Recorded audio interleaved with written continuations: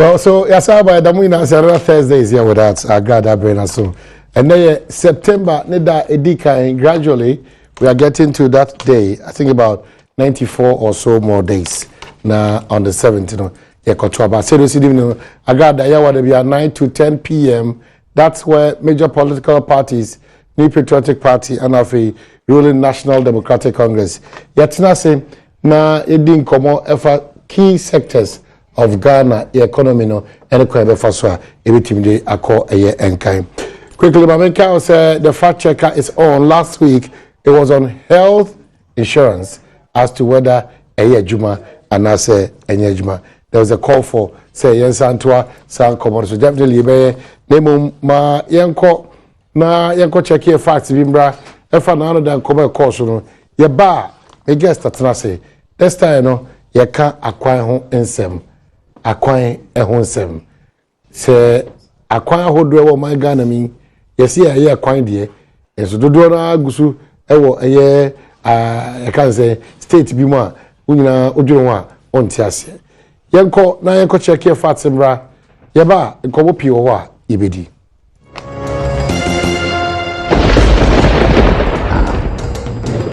Oha nchichemu ediokron dia health insurance cover. Yare wa Ghana. Oha mu nchichemu say ediokron enu. Ediokron enu 95%. Ooh.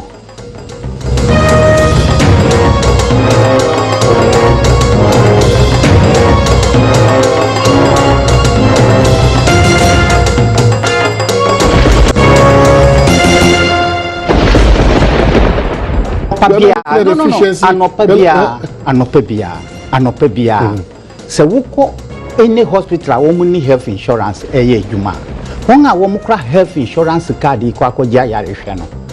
Omo ye more than 80% on each day. But it's not free.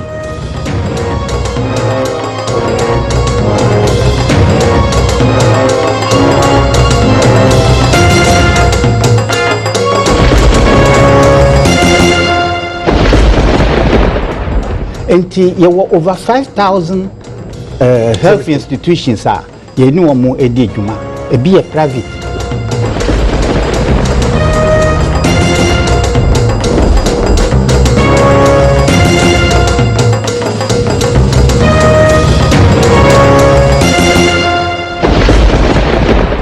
Omahini 11,200,000 people and on the health insurance a year show Ghana.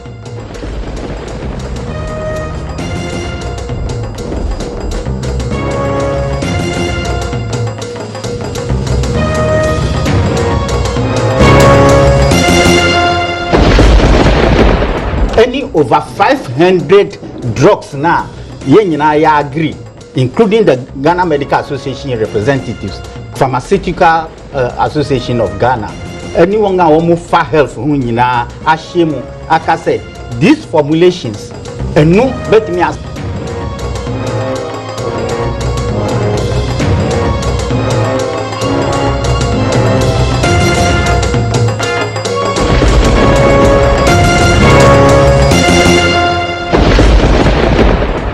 It's a free honor 2003 near the Institute National Health Insurance. Now, Uniano, Ghana neighbor, Untiapo, Uyare, Hospital, now put a card in India. Then she share all now your show.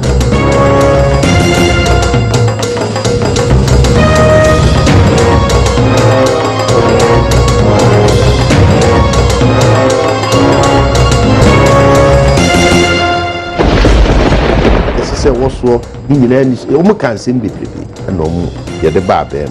It's in there. One time premium, woman.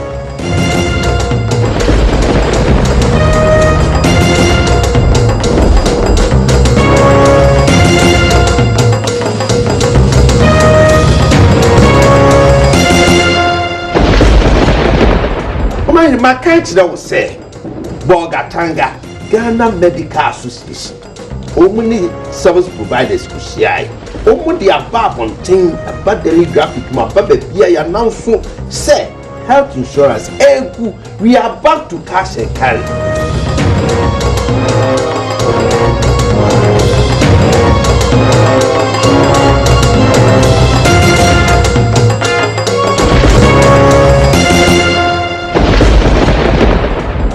sorry churches hospitals nyina committee see health insurance said the CPO can and you money so it you need you.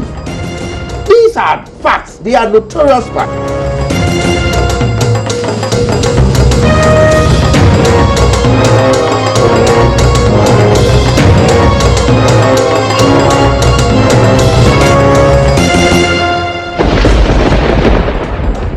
Health workers, doctors, service providers, woman in annual could be in say, Jumadiano and near payo.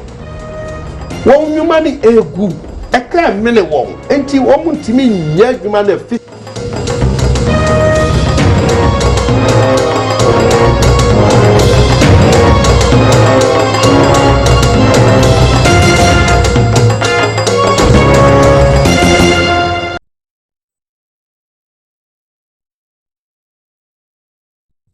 Okay, so 1/9/2016, Agradaa on Adom TV, multi-TV, so we don't any Kwabna Sante, and they, Yakaya Kwan Honsem, dia, Honorable Tetechai, Atnasi one, so we run Rashibijuma, Roads and Transport, a committee chair, is that correct? Yeah. Correct. Yeah, as I know, Rashibijuni, and part of the 2016 NDC campaign team, you know, or a member of the team.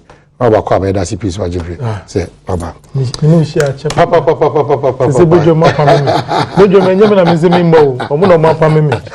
Okay, so well ebi anopa ni intimi share surprisingly I be share nyumre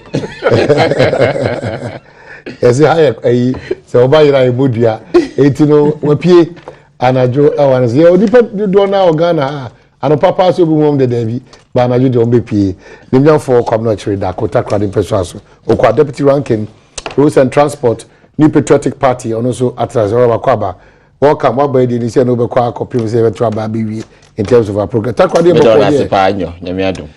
ko good a lot of issues with takwade ba nya Agradaa so be kan issue be jom so one of more so you are transforming probably with my work here through road sector on the surface or you're comfortable what you have transformed there. Midasi, enyumere mechia but quick reminders, you sure say your viewers because my message bit out. The theory say ni assembly abeka wahabia no that's the fact checker will bring out the truth or otherwise of it. Into the other careful. The abeka wahabia and I'm the cause. What do you see? Yeah, mechia mo hwe Adom TV enyumere radio Susanna. Any radio okay. Mafemu bejo de na me sika ya na mapam me nti o mi obejo o mu frefre mi o ala na o bejo me say o mu frefre mi ama meba ama frefre so a nti munye na mu frefre mi na ayi okay o ye mo western ho no munye o ma fe mi pa yo roads ana say akwan ade bia o man ebetu mpona na sase nyina no I was starting with road networks. Say okwama no nyina roads play a very significant role. Akwan ade a eboama nnuane a ewo efuom etumi fi efuo no mu eba abontin ana say edwum eno so eboa ma eduane a anka ebesi ono mu asai no etumi adumi mi no so na eja yeso ya bo agu yem na yetumi ejina ho no eno anso so etumi bua ama oman no sikafemu no yetumi nya bibi ehye yekotoku mu se nipa be kwa obeba ne nyina eye akwan se oman ebe develop ne nyina ya akwan obon se ebia forest bi da honmo na aban eye ekwan ede tu honmo pe bona manfo asadi se omosisi dan bona de ton astati na obi aye eyi ice water factory kakra bon nti rose yade bia so ma bia betu mpon a eno yade e wosanka titi no yeye ansa area bi be develop no na was even road network no any water any electricity eno ene was a call first Enti eba ne saa na ma development no ekɔ ne yie. Wo hwɛ areas a road networks any honomo senior area no esia develop wa me honomo yi shukura samama line ni empetemu honomo but ena yedi roads abe honomo no e change the face of environment no nti roads there play a very significant role on the surface. NDC Amanyuko movies a modern in terms of road construction. Me say one of the strongest point of His Excellency President John Dramani Mahama, the building of infrastructure, especially road networks. Which part of Ghana Anna Okawazim? Ghana menyina in terms of road construction. Road constructions, you know, ye pity or menyina a region being here road infrastructure development and call. Now you see. Vision back when President ni crab me yemi dey pa ni say you don't go constructing new roads near wo ho no dada no I say ubeka here even in crime about this one no first no drivers no portos nko your cars say your shocks say my cost of operation very high your general traffic it's because the road networks are very bad. So me Kai road biakra metropolis adoma me Kai New Town road ekosi jowulu miya ufaswa this e bia upaki car no baby na oda portos big traffic because cars into me a movie. Remember specifics. You say on a scale of 1 to 10, almost 8 years of NDC administration, road construction, Obama was saying 4, 3, 2, and that's a 1. In terms of percentage, and in figures. Percentage. Yeah. But I can say, of all the developments now, and number take about 90%. 90%? Yeah. It's so 1 to 10 here, 9. Yeah. 9 over 10. Yeah. Road construction. Yeah. But Ghana fortune. Oh, yeah. Yeah. It's one of the major infrastructural network Yedisika Ashim. Okay, one more about New Patriotic Party. Road construction. More prioritizing is a key areas amuse as a modern holding any Ghana Sika Ashim. Yes, NPP Agradaa. Inya ebehunde road infrastructure improvement okodo papa. In fact, between 2000 to 2008, network no Ghana you increasing network by almost 30,000 kilometers, and your network you increase pure farms so na first when you access to main road and even to markets, and because of Ghana nature of business here over 60% of this country are engaged in some form of agriculture. Nti President Kofobe ni na dwe ni de ibobri roads ma akwana wakoko nkrasi pide na nkrokro pide na ediban wenyakwan waba ikrom koko wenyakwan waba port no nyakwan wotumo export, and then also to the marketing centers no factories no wotumo then we process. Nti say ehwe dwuma ye between 2001 all the way to 2008 if you abanim da. Actually, I had a papa o Sunday. I am near Bay near a fangusika and oil money. Sika taxes, loans, Yajinia, Kaninya Aboma is just about 20 billion Ghana cedis. Unfortunately, NDC Bay, they've gotten over 200 billion Ghana cedis. Now, so road network expansion and making it almost 30,000 on way 3,772 kilometers. And clearly, it shows that. Se compare juma pairs rank wire pa na rank wire over 300,000 kilometers. Inti yeleka ekwan pa ni rekada we only just 1.2% in terms of road infrastructure. As an NDC. Mpochenya only 1.2% what is of the mumube no or what is expected of them no ehwesika woje just 1.2%.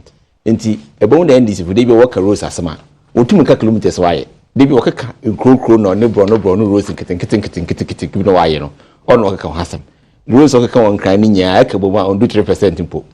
Inti for us we are clear in our mind the NDC infrastructure in roads no. How sure are you with this? But just figures you ha Ministry of Roads and Transport. Na Ministry of Roads and Highways.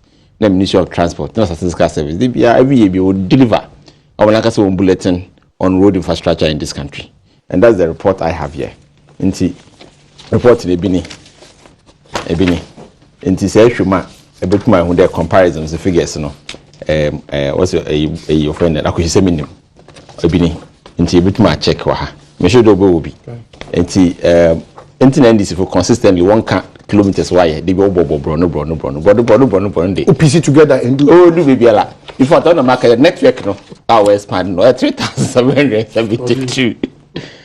Only president none of the parliament and you make anything in these figures. It's here. Extra our had it in table figures no.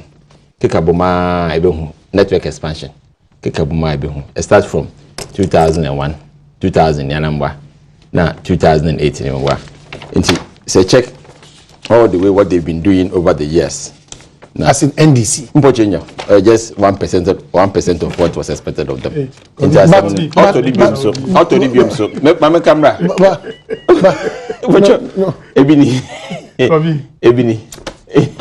Ebini, with my hair.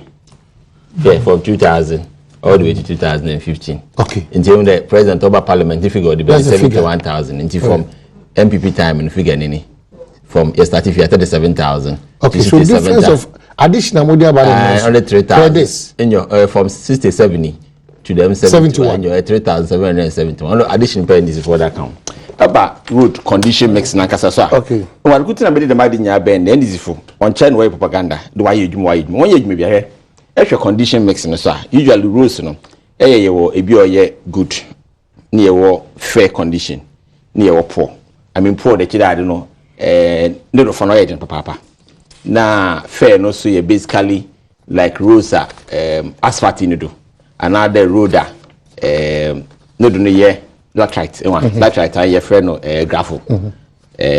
But engineered road your road your friend there why you no gutter. Now we try to makanam down or you smooth. NDC for as the time NPP near econo. Na condition for good 42%.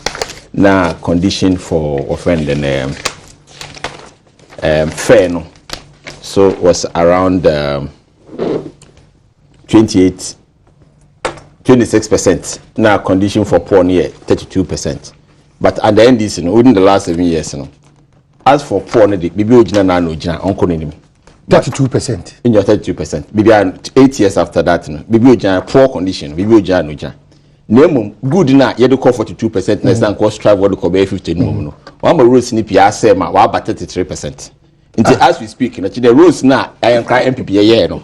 Pia say ya esro wo hwe no wo feel portus na what they we'll be coming to do this because I'm getting confused because it was all confusing. No. Oh yeah, no. Asma, the NDC for yes, because if it's about road construction, yes, NDC is making a lot of noise. Fantastic. But you are reducing it to say the SSO omo year. 1 year, expectation of them why only 1%. Condition mix this year 35 for good from 42 until we rate number phone by 7%.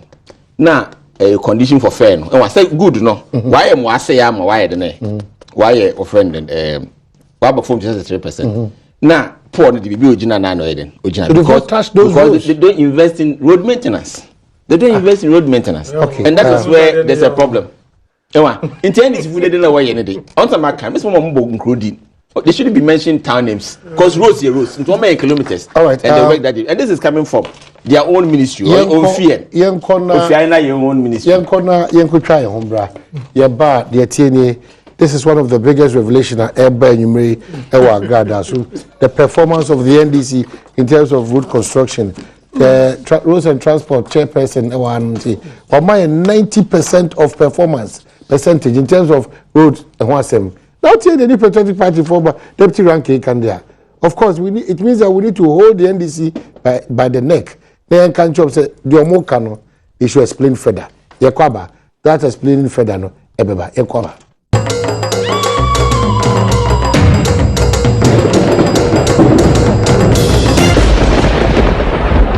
You come on so akwan ho sema na yehwe ewa no se akwan ya de ho hia pa ne nyafo eye come no chida ko akasa sa so na eye you have to try so and the same but quickly nyoma waka no ene as against also more than body at 2 for by we no e boy break akra e more you mean say sometimes you know yenimnia was say can but yenka minwe waka ensem fefefe say their time in office for 8 years they improved the roads of this country by 30,000 increase the network by 30,000 kilometers enye nokre Sadi esi wo parliament esi e wo parliament won say officers now omoye adwuma no omo so no information open no omo de be ma but as to the interpretation of the information no so one year you use the information wrongly what share the cost of construction of road networks Monkofa NPP the last state of the nation's address of President Kufuor, and you know the total length of road network at that time they have constructed. Problem is say at that time no, they've not taken inventory of all the road networks that we had. We were there no. To say ebia Joya Kwanta efiti hono edeba main road no. Aye say footpath na farmers na kasa ombia mo de tractor afaso nti ohono aye ti say road network nti yesi ye inventory a che say ye call men mu nyina ko measure road networks a bebia road networks ewo ehun nyamanyem nyina na aka ne nyina abom nti it was assessment you know and increasing the length of the road networks we have in the country. But enye road networks are NPP omudi omani sika aye into be kaya even back bin catch you say from say nantwe baby yadi baby nantwe enam ni nyina no all those things were measured until it ended that debate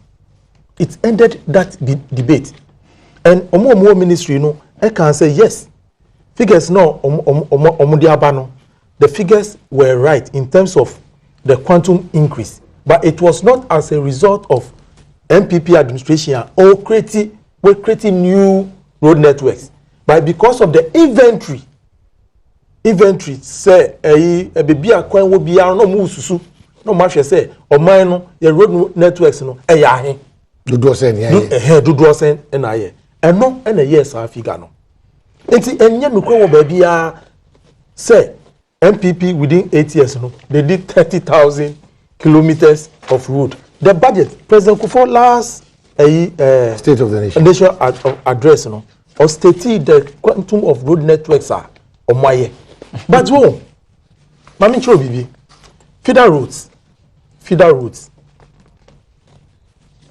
say aban eka say oye road networks they said nya ye just imagine say we were doing new road networks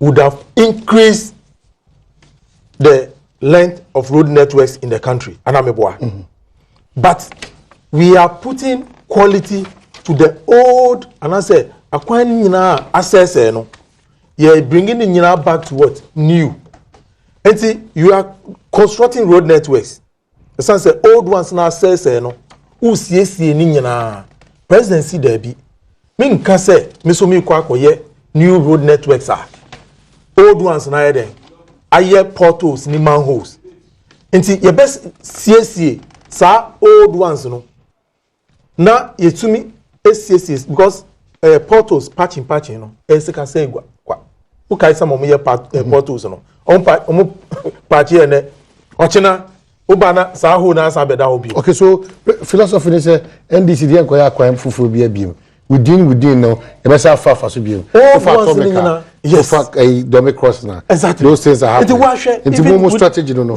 within the metropolis no the number of old road networks are access pasaigu on ene aye first class road networks into no it doesn't add length it is a you are maintaining the old ones. Exactly. To the quality you maintaining old ones so is in shape. Then you can start constructing new ones. We shall solar for road he say a long stretch. These are road networks a free Adom. The total length of road networks are but under Dramani Mahama no asphaltic add another length to the already existing road networks are because that road has already been captured.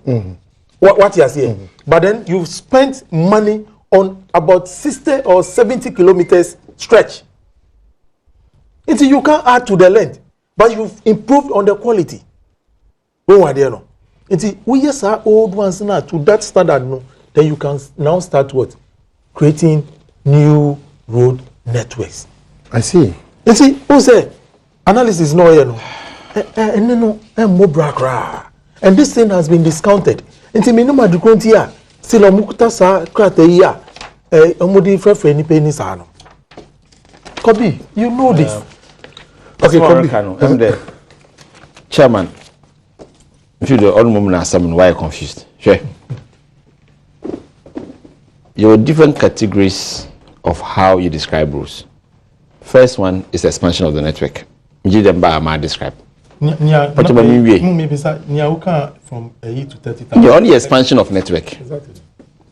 It is an engineer about village, not so a footpath to your village. Because some of the roads, or a care pen and no to move or today your friend. And I'm here. Forest roads. Abanaba, no the bulldozer sido. No oye road no, ultra road no. Now oye gutters for home. Now maybe 1 or 2 places or the culvert or the shishawa, if an engineered road, it's expansion of the network. Then it's added to the national inventory. It's added to the national inventory. Asa, cocoa rosy. Most of the cocoa roads initially were that type of routes that brought all those roads onto the national inventory. Because most of the time, no a hamlet, maybe a cocoa no. With time, we won't know what name. If you are maybe a wood idiaba, one I can say. Most of the time, we won't know a care to an attractor. But we created new rules so we can add those ones to inventory. And that's the expansion of the network. Some of them were also tied.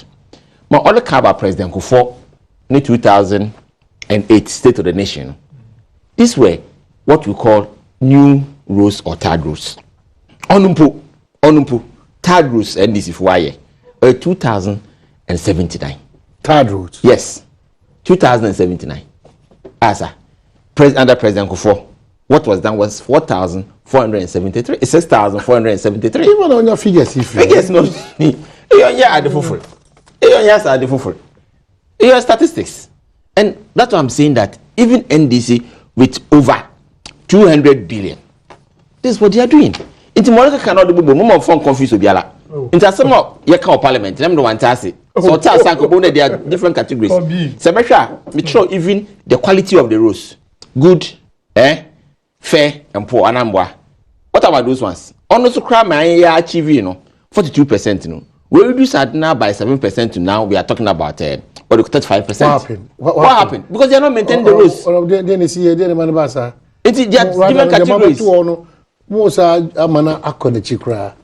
Me say, Minyano or confuse. We confuse you, public. No crana was and one of me it was just an inventory. On your inventory. Oh, Kobi, you see, on mine, you may be we don't keep data. No, we don't keep data. Say, Ebia, what's the schools? But only total number of schools are and this is the president obviously school then be now you decide to say afina ye baba your minor schools inventory and need na why no and then near wo no nyina no or the bed or the boom. That was the inventory that was done. From that period no any other additions are ministry no ebe no then they add to it when we no but previously no There was no inventory. Okay, so it means that inventory, you know, even under Jordan Jekunku for His Excellency, acquired that exactly. So they can't use that as exactly. You write it and go and then check. But your more career question. No, don't worry. If that's the case, how can President John Mahama also use the same measure that was achievement under his government by adding 3,772 to the road network? Let's go at the state nation. Let your producer bring the state to the nation so that you see how it is described. It doesn't confuse the people. Okay, no problem. Say Omako check next week no Omabeka. Yes, state accurately the new ones that we've added on in terms of length. When we are there, our state over 3,000. That is the newly constructed road networks are by the NDC. Yes, they are you know. But in terms of old ones now, access no. I know na asphaltic overlays ni nyama. And no sano, you can add it to the length. That's stretching because I wanted that. Exactly. I say, but no. But that one, you add it to good, fair, or poor roads. So if almost yes, so there should be an improvement. Improvement, yes. I mean, but the thing is, why? When do you take statistics? Say, look at the good roads that we've done now. When are we going to take the statistics? And at the end of the year, before you can take statistics and then find what percentage you've gone into. You can't take the previous year assessment to assess this year. It can never be possible. Because Obianim himself, with the new policy, President Eddie Bayeno, we've been able to resurface almost all the road networks are our metropolis, including Takoradi. Takoradi road was already good. Oh, it's if you put an asphalt to save what is there. That's what it's still good. And no more used to say instead of them to add length, no more they're not adding length. They want to just make sure. No, much of them adding you with different categories of good, road fair, network. poor. Yes. Good fair. Those road networks now, those times, it was it good roads? Takoradi roads were done in 2000. And when was it done? Was done in 2015? Was Takoradi asphalt not done in 2015? And those figures has been picked already. Them figures here, what? They are already there. Takoradi, when was it done? 2015. No way. What's that way? Asphaltic road surface. Yes. And those have been captured. Been captured where? I've already been captured. And I know that's why I said to the nation for this year. The president mentioned those figures. And I know who can say your area. We are still doing no, you're not doing surfacing work now. It's been completed. It's the 25 kilometers. It's been finished. The 25 it's been completed. Yes. Oh, then no. But okay, so 25 kilometers. It's been executed. Me say in the whole metropolis, not Takoradi alone. The whole metropolis, Sekeni Takoradi metropolis. It's a district project. 25 kilometers. Yes. Old road networks. Enti, sa 25 no. What the new roads are? No. Oh, that big. Okay. What the Edekama, Solano, good, fair, no, we find the poor no. Also, do 42% in NPP. There's a missing link. There's no missing link. Could be. No. Oh, Manichi. There's no missing link. There are different categorization of road which you've surface. Yes. They're good, fair, and poor. Yes. Okay. In their case, almost the asphaltic overlays or instead of them to construct new ones, obviously maintaining the old ones, So the argument then is that Senka almost instead of maintaining the old ones, construction road purely fresh ones no Motachia. The argument you are putting across, they would have jumped probably 10 times above what? No. Every government that comes to power maintain rules. Every government that comes to power maintain rules. Into road no so say said it. Never maintain it. As you are maintaining the rules, then the roads are being categorized into good, fair, or poor. So if good roads in Ghana has reduced from 42% to now 35%. Not the good roads no Ghana no. They are more to maintaining. Inti sanka them maintenance na bia nko ye no be 5 years ago. Let me tell you. Anka more roads will be what added to what has already spot. Let me explain it better for you. When you construct road networks and the road networks are not good road networks, they deteriorate within the shortest possible time. Until a road network surface 100%. Within 2 years, some road networks in your deteriorate. Ebeba 80%. Do you get it? Mm-hmm. But quality asphaltic surface overlays, you know. For about 10 years, those road networks will still be at the percentage that they are. Are you getting my point?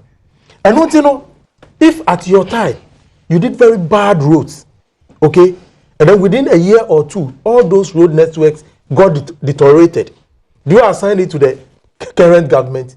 We came to inherit it. What were they know?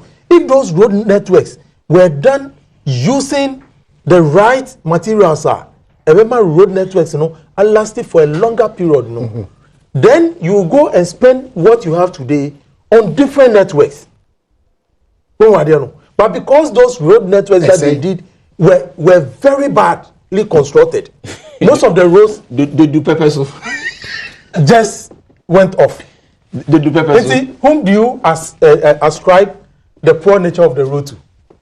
No.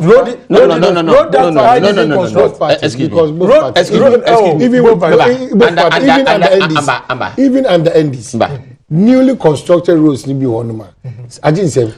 I didn't excuse no. That's the hold water. That is why they say that's the hold water. Because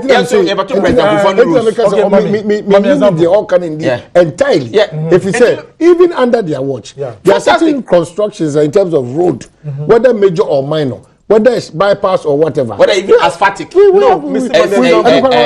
I'll see how we will go about that. I'll get it before but because I know, say, when new roads are being constructed, sometimes geology of the place, you know, ammonia problems. Maybe a water table will be one and I say BB. Now, when the road is constructed, if good materials are used for the construction, maybe I say, you know, a period within that period, you know, I was say contractor no ever back. Now maybe I say, you know, be training, you know, problem no. Yeah, fixes our problem. No. That is a different issue. Until we say contractor, Juma. We was back to Juma. Exactly. Because faults, we identify faults our road network. No. And even in our last conference with the Ministry of Roads and Highways for no, many suggest say, road now, maybe a problems in one. A white paint. And marking. It won't say and say no. Most of the roads no more maybe problems one the paint abeye hono so that we a driver na wo fa hono ma wonu say Southport na wo hu no omuso my den omu. Okay, but quick one until recently Dome crossing market one kasano obi be ye adwuma hono e de gusu kama within a space of like 2 weeks. Dome market within a space of Rose, no. But for this overlay and rich, I mean that's sorry, I didn't know what no. What would be a Jessica call? I want to pass. You see, construction of road networks, is very expensive. Oh, I don't know. Now, the can say construction of road networks, and this say Daya Wusi. Ubet so me foundation, major foundation, maybe 20 years time, Miss car. Namaba. Okay, come back. They go tell me. We enter into the regions. Our back president campaign in the foundation. Yeah, come the foundation. It is with me.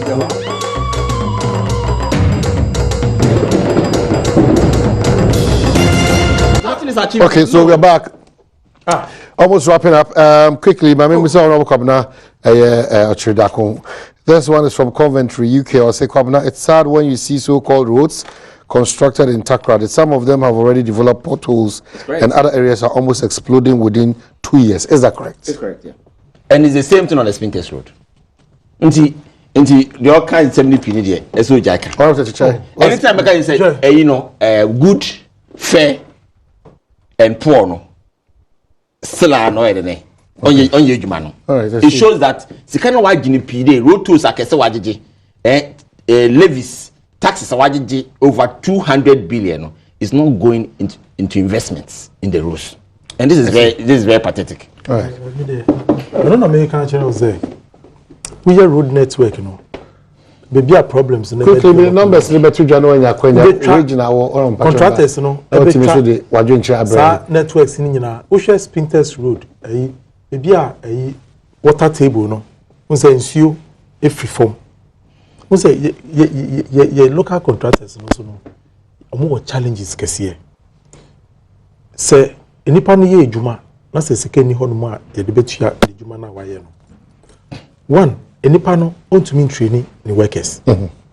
Ontumi nya that level of high human resource ebeboa ma na adwuma no akokan. The president identifies sanyeme we nyina, especially with the local contractors. The president said no, this should be the way forward. Ye pese ye road networks e wo mem because of the cost nature no. It was say ye pesika edit one more.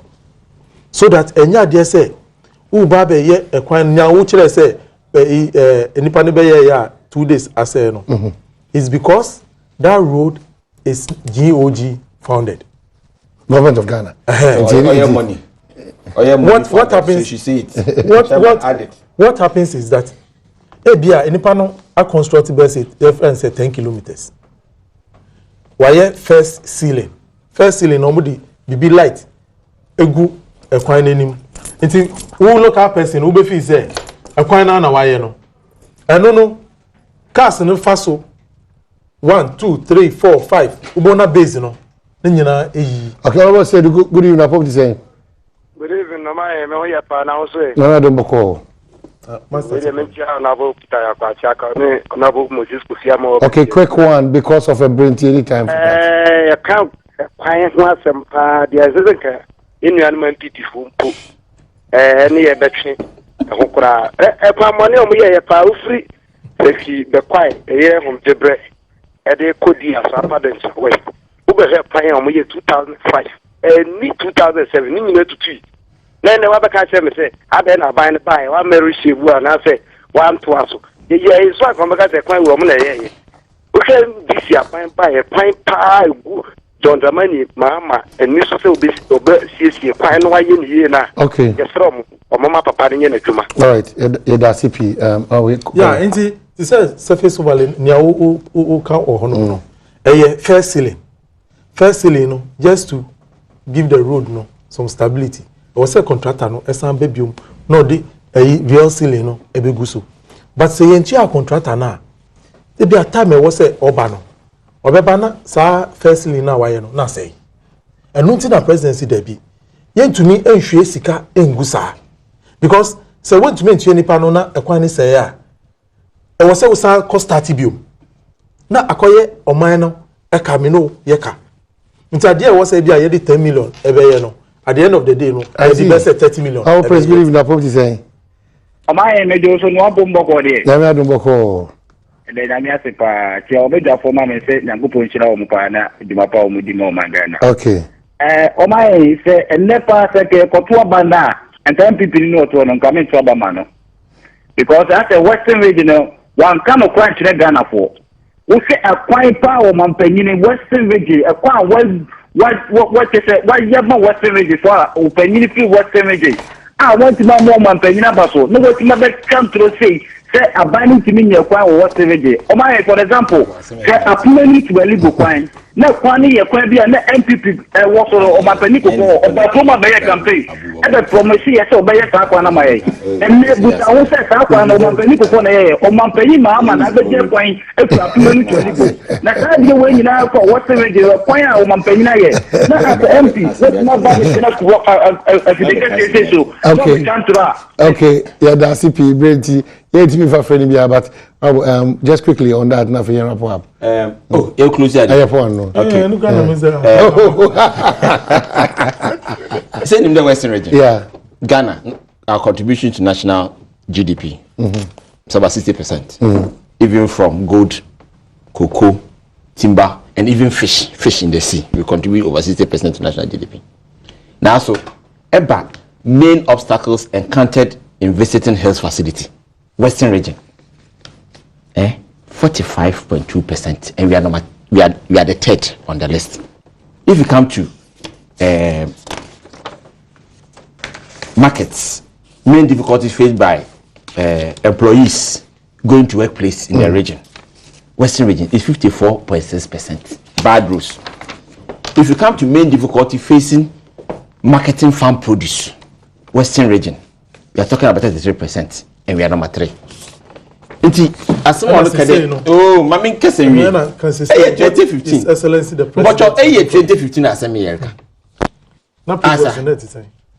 It was for me, Western region is not satisfied with the roads that have been developed there. But reasonably, there's improvement. No, not much. Not much. Not much at all. Not much at all.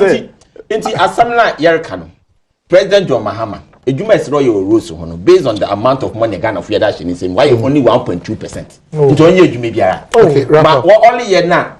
What's where then? Where surface dressing, so asphalt overlay, surface on your asphalt construction, or your overlay. A Jume Biara construction Biala, no OD a certain number of years based on the technology that you use. Your number of years is OD. A normal shape 7 years. A asphalt 10 years. I said another overlay then. Them overlay now wali. So wali yen na kwaye more na the whole roads wali will maintain network na minimum. Esanku utumo do 2008 status, which is 42% good. As we speak today, they don't have 42% good. What we are having is only 35%. And actually the whole of 2015, ejuma waya ya. It's just about 470 kilometers. The whole country. The whole country. New roads. New. No. New. Third. New. Third. Okay. Make a tiring. New roads. Third. The new roads grind na Obi about almost 7,000. That's why you 2,000 and 109. What have you done? In somebody's 3.5 years. Hey, No, NDC 8 years. It's 8 years. NDC 8 8 years. NDC 8 Even years. 2,772 or yes, from 2009. Minya, the truth of the matter is this. The NDC as a government, one of the area is Excellency the President, which may achieve a lot for this country is the area of road construction. Now, Sena Minya say Kawa Hanumono.